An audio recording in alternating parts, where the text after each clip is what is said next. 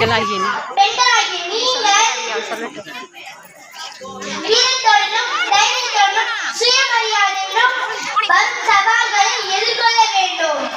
என்னை போல் பல பெண்மணிகள் வீரமணியாக விளங்க வேண்டும்.